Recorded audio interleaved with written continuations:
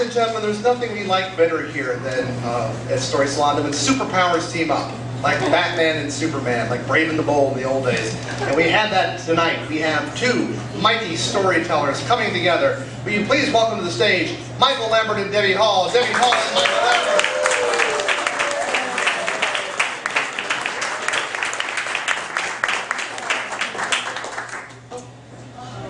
Mike and I are here to tell the sad stories of love and lust and our own story, romantic antics in song. You know, Debbie, sometimes it seems as though the mysteries of love are just too much to fathom in one lifetime. That is so true, Mike. Sometimes I have to admit that even I feel like I'm sort of over the dating hill. Oh, it's like that old-time favorite song. Come on down off the stove, Granny.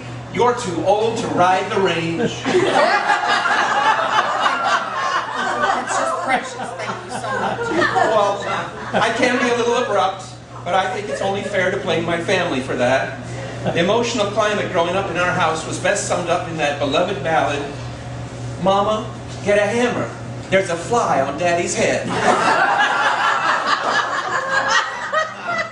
I can top that. Living in my house was like navigating the Arctic Circle. How many times did I ask my mother, is it cold in here or is it just you? I'm sure it affected my dating life. Well, nobody's dating antics can top my teenage years back in West Hollywood.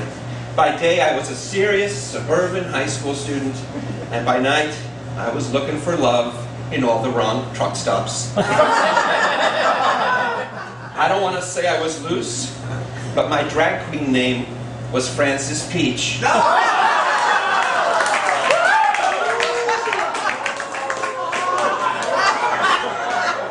And yet somehow I always ended up singing the same old song.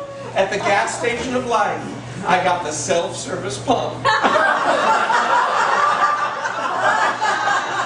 But while you were romping around in West Hollywood, I was running around West Texas in tragic quests for love, singing all the verses of all the guys who turned me on, turned me down.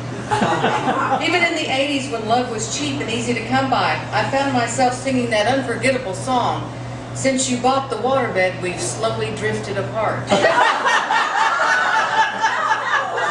was sad, Mike, and I don't want to say that I attracted a steady stream of losers, and I certainly don't want to accuse any of them of cheating, but a number of boyfriends knew all the lyrics to I Only Have Eyes for You, but look what I've got for your sister. I hear you, but you could not possibly top my all-time low in New York. I went through this phase where I was strongly attracted to guys who were totally poverty-stricken. The kind of guys who would inspire a chorus of, if my nose were full of nickels, I'd blow it all on you. Or better yet, I'm sorry I made you cry, but at least your face is cleaner.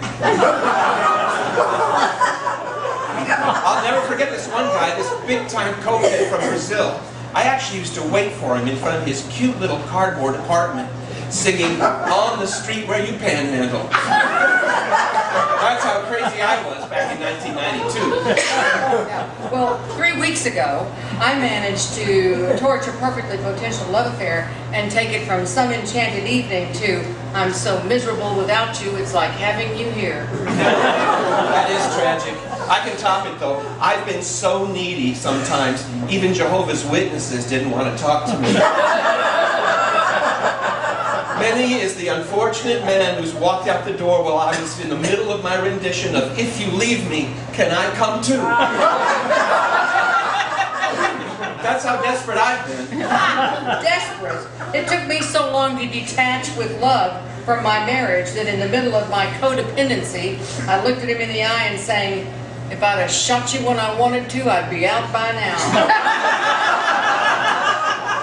Oh, well, I have the ultimate sad story. The piano bar. The piano bar? Yep, this guy in a Brooks Brothers suit won me over when he sang Heaven's Just a Sin Away. And before I knew it, we were at my place singing It Don't Feel Like Sinning to Me. And right after, he starts having this meltdown, this total emotional 3 Mile Island. He's sobbing, getting dressed, crying, God forgive me, God forgive me. And that's when I realized, oh my God, he's a Catholic. He's a married, closeted, guilt-ridden Catholic. At first I was really mad. I wanted to run after him and sing, I liked you better before I knew you so well. But seriously, all I could think was, what a waste. Going through life with all that self-hatred. Then it hit me, it wasn't just him. It was me too. I was just better at concealing it. God forgive me. God forgive me. Yeah, I can't top that. Oh, it's not that bad. At the end of the day, you just have to laugh. All those losers we dated, you just have to look them in the eye, Debbie, and remind them of that Baptist hymn. Jesus loves me, but he can't stand you. Mike, you are so right. I'm going to look that boy straight in the eye and say, get your tongue out of my mouth because I'm kissing you goodbye. I still miss you, baby, but my aim is getting better. If I can't be number 1 in your life, then number 2 on you.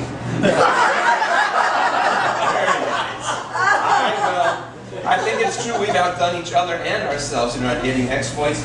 Debbie, I think you know the song title that best reflects our romantic antics. Yes, Mike. I think we can all relate in some way to that immortal soundtrack hit from the romantic film, The Hunt for Red October. Kaboom!